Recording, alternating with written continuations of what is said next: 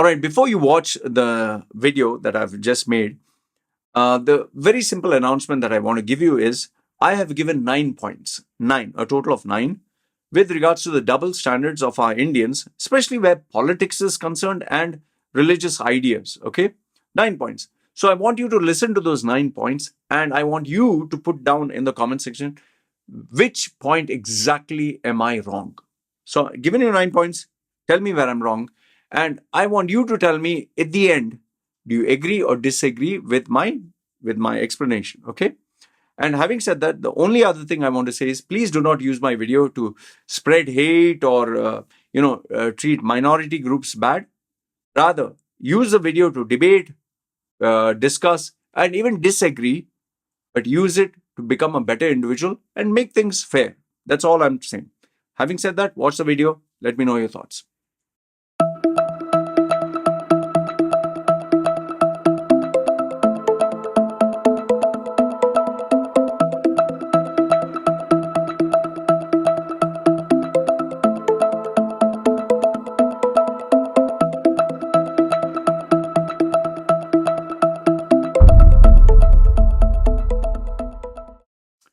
Hi there, Loy Machedo, speaking to you from loymachedo.com. Who's Loy Machedo? Think Personal Branding. Okay, date is 28th October 2022. Time right now is 5:49 in the morning. Okay, you know, throughout the years that I've been making YouTube videos and giving my opinion on certain political issues, I have never in my life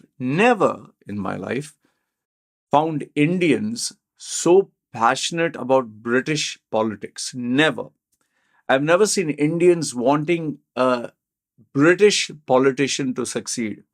And that too, it's not just our educated, even the simple, even college going kids, even the ones who are hardly like they're at the lower strata of society, even the ones who are just plain bums. Okay, I've never seen so many Indians wanting a British politician to succeed. Now, is it because of is it because Indians suddenly love UK, or is it like now they are so educated, now they're interested in world politics, or is it because our Indians, the majority who are Hindus, suddenly see this Hindu identity, this person of who they like to classify Indian origin, not not looking at his parents. So his parents were from Africa, not looking at that, but looking at his grandparents and great grandparents. Oh, they were from India. He is from India. Or yeah, oh, he's Hindu. We are Hindu. He's Hindu. Oh, look at his color, same like us. See, brown, brown. So they are suddenly what I've realized is Indians are identifying themselves in Rishi Sunak. They are identifying the Indian, oh, he's Indian, I'm Indian, the Indianism in them. And the biggest thing of all is what they are not aware of is understanding that, Rishi Sunak is not Indian. Rishi Sunak is not doing for the benefit of India. Rishi Sunak is not doing for the benefit of Hinduism.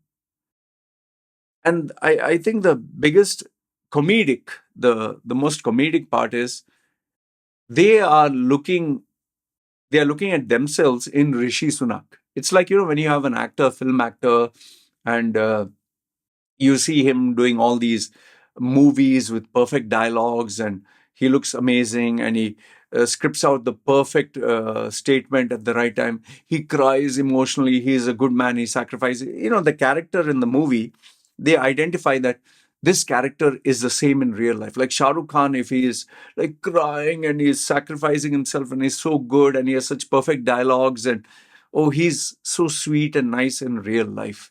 So they identify our Indians, they need gods. They need these idols in every person, whether it is Modi or whether it is Rishi Sunak. So now they have someone in a foreign country that feels and looks and has the same religion as them, so they feel he's part of us. Well, the reality is he doesn't even identify with the majority of Indians. It's just our Indians jumping on his bandwagon. And why? Because he has achieved glory, because he has achieved, success, as you can call it, and because he has achieved greatness. Our Indians like to piggyback on other people's greatness, other people's achievement, other people's whatever. However, for example, if you were to take someone who's a criminal, someone who's a failure, someone who is a useless bum, Indians would not like to associate themselves with, even cricket for that matter. Whenever lately it seems, I'm not a very big fan of cricket. Lately, when this cricket uh, captain or cricket, what Virat Kohli, I think, I don't know if he's the captain or whatever, he achieved something. All of a sudden, oh, they were talking very highly about him. India, India. But when India loses, Indians don't want to associate. They will say, they lost. They are stupid. But the minute India achieves something, it's not they are, it's they are stupid when they fail. But when Indians succeed, we won. We are Indians. We. Okay. So in the same light, now when you see Rishi Sunak, all of a sudden our Indians are, we Indians, we are taking over the world. Okay, fine.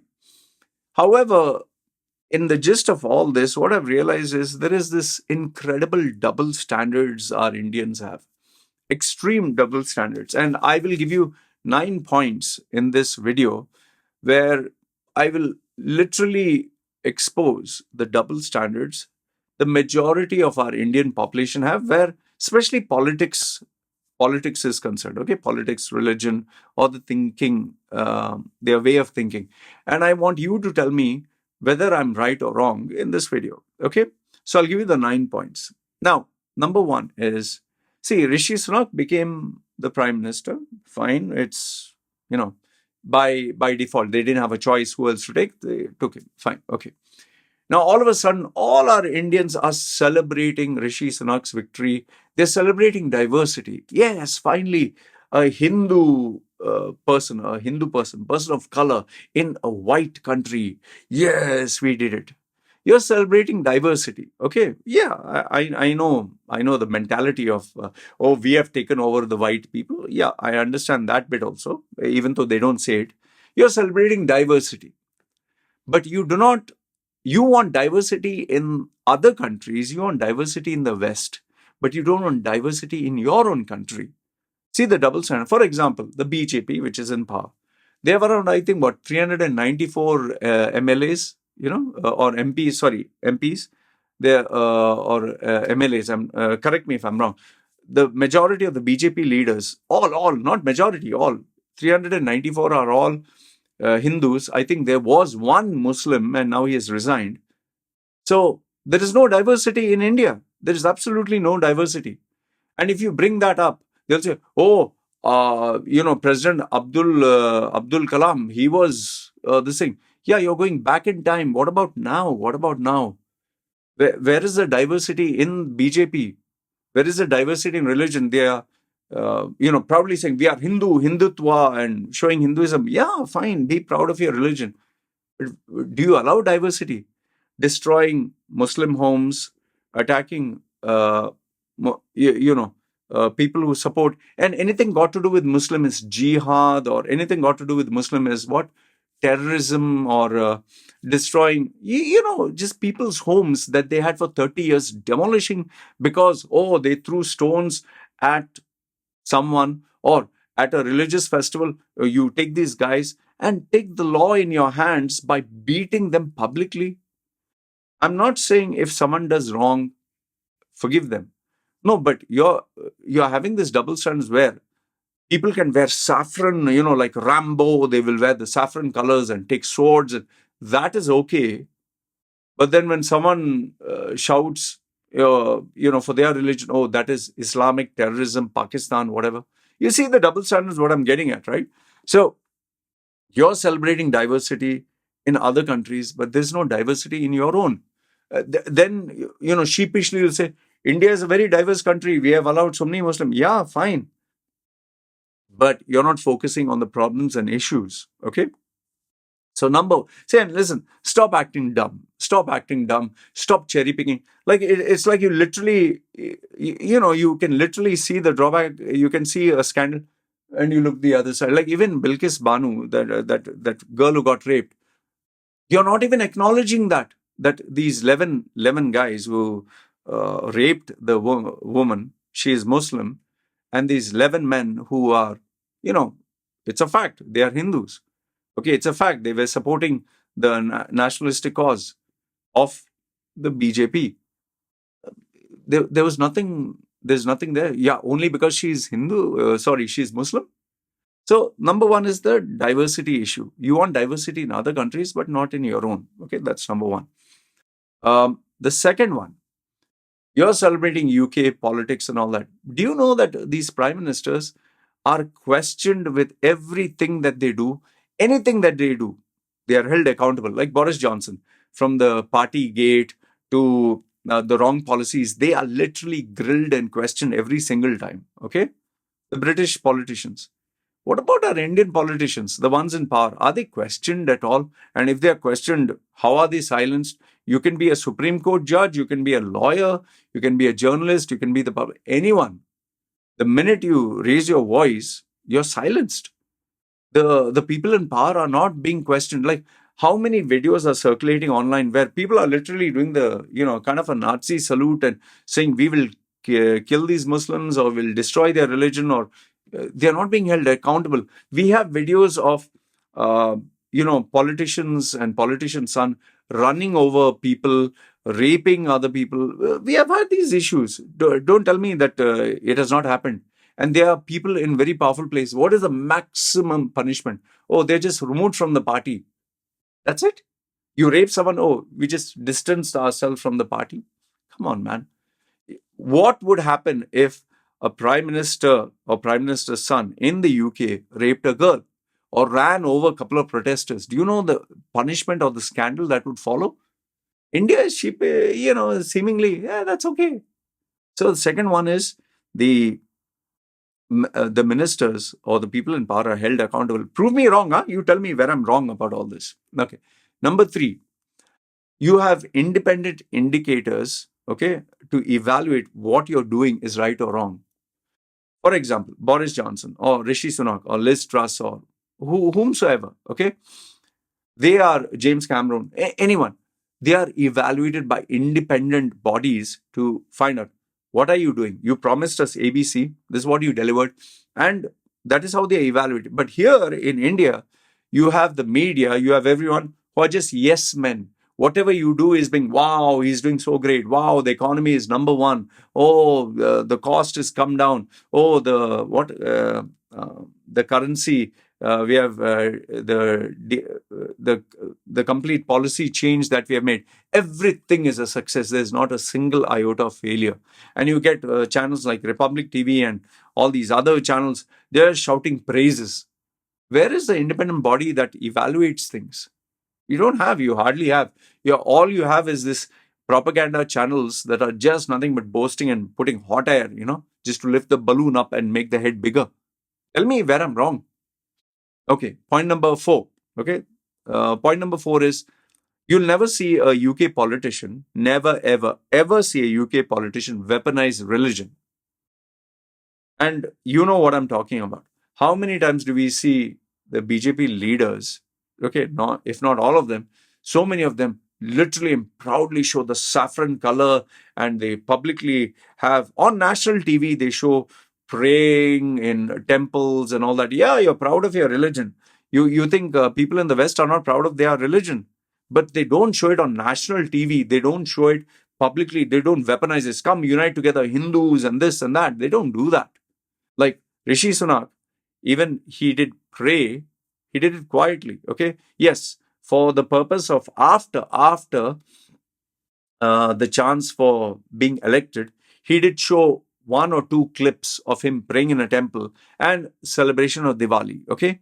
Otherwise, if you see, before that, there was never, ever. Where have we seen Rishi Sunak doing that? Even his own marriage photographs were kept so private.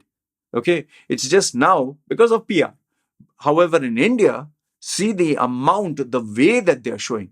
Man, religion is so deeply embedded in Indian society to the point it drives people crazy. You can tell me if I'm wrong. UK, see, the problem is we cherry pick. No, we cherry pick. Out of all these are all the points which work against me. I'll pick up this one. This one suits me. So, number 4 is you cannot weaponize religion the way it is done in India, okay, at all. Number 5, UK, now they've chosen Rishi Sunak.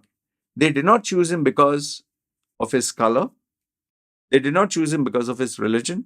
They did not say, oh, Hindu, let's take Hindu. Okay. Oh, brown, let's take someone brown. They did not take even because, oh, he's minority, let's give him a chance. No. They took him for a very clear purpose. You have to improve the economy. You have to improve people's lives. You have these challenges ahead. Can you do all this? Fine. We'll give you an opportunity. It was purely taken on merit. Our Indian system, from scheduled castes, scheduled tribes to, oh, we need to keep seats for these people. Oh, he is the son of this guy. He should be given like even in Bollywood, okay? We have all this, oh, he's the son of this great actor. Oh, this family should be promoted. All this in UK or in the West. Yes, I'm not saying everything is fair, but Rishi Sunak will be held to a certain standards, and he'll be asked, "You better deliver on all this." And if he cannot deliver, they're going to throw him out. He is not going to be looked upon as, oh, because he's Hindu. No, he'll be asked, "You need to do A, B, C, D," and if you can't do it, thank you very much, bye bye. In India, even if you fail, even if you have bad policies, even if you have done an utter mistake, you still continue in power. That's the level of corruption that we have in India, be it Congress, be it BJP. Okay. Point number 6. Okay, point number 6. Prove me wrong where I am.